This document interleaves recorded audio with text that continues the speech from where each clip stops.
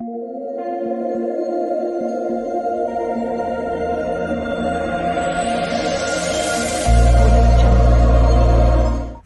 video berdurasi 25 saat telah tular di media sosial. Ada pihak yang menyebarkan video seorang remaja dimandikan di bilik jenazah. Sedangkan tindakan itu adalah tidak wajar dan secara tidak langsung telah memberi tekanan kepadanya dan keluarga. Tindakan ini berlaku apabila pada tanggal 8 Januari jam 11.58, seorang remaja lelaki yang dikenali sebagai Daniel Iskandar berusia 19 membuat satu penyelewengan sosial dengan bertindak mencuri tabung masjid.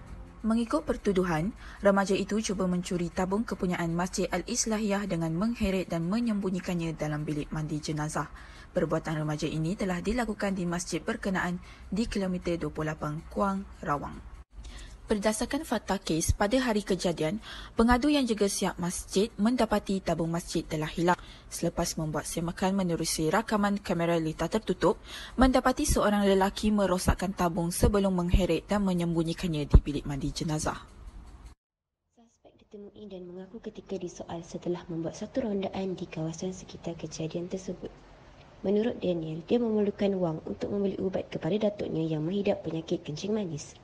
Justru itu juga, dia merupakan anak sulung dari 3 orang adik-beradik yang tinggal bersama datuknya akibat penceraian ibu bapanya di usia 8 tahun. Bagaimanapun, Timbalan Pendakwa Raya Wan Nur Iman Wan Ahmad Afzal mencadangkan mahkamah mengenakan hukuman setimpal dengan mengambil kira kepentingan awam dan mencegah daripada orang lain serta tertuduh sendiri melakukan kesalahan yang sama di masa hadapan. Tertuduh telah dipenjara 10 hari dan denda RM4,000 oleh Mahkamah Magistrate Selayang.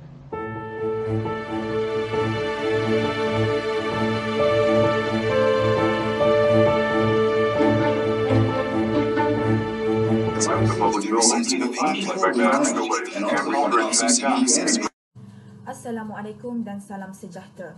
Istilah mencuri menurut Kamus Oxford Advanced Learner Dictionary ialah perbuatan mengambil barang seseorang tanpa kebenaran mereka atau dengan niat untuk tidak membayar dan memulangkan kembali kepada tuan sebenar. Definisi mencuri menurut kanun keseksaan pula telah diperuntukkan di bawah Seksyen 378 sebagaimana seperti berikut. Barang siapa yang bermaksud hendak mengambil dengan curangnya apa-apa harta yang boleh dialih daripada milik mana-mana orang dengan tiada kerelaan orang itu, menggerakkan harta itu dengan tujuan hendak mengambilnya adalah dikata melakukan kesalahan mencuri. Selain itu juga, sukalah saya memberitahu sedikit berkenaan dengan penyelewengan sosial.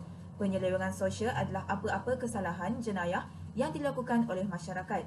Dalam isu ini pula, kita dapat lihat bahawa kesalahan yang dilakukan oleh tertuduh ialah mencuri tabung di masjid. Tindakan delikuen pula ialah tingkah laku yang melanggar moral atau undang-undang dalam kalangan masyarakat.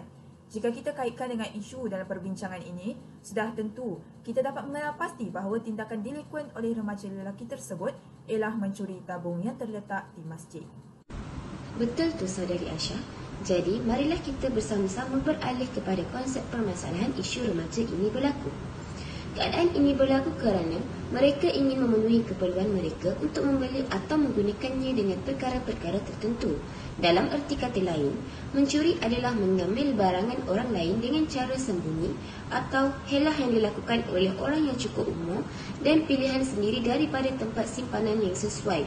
Dan ia juga termaklum dengan cara yang dibenarkan oleh syarak atau tidak dengan cara syubhat. Kebanyakan remaja tidak akan mengaku jika ditanya berkaitan hal pencurian. Terdapat pelbagai faktor yang boleh dilihat untuk kes berkaitan pencurian. Antara faktornya ialah tidak mendapat perhatian daripada ibu bapa dalam kehidupannya. Kebanyakan remaja berasa tertekan, murung, bosan dan tidak berguna.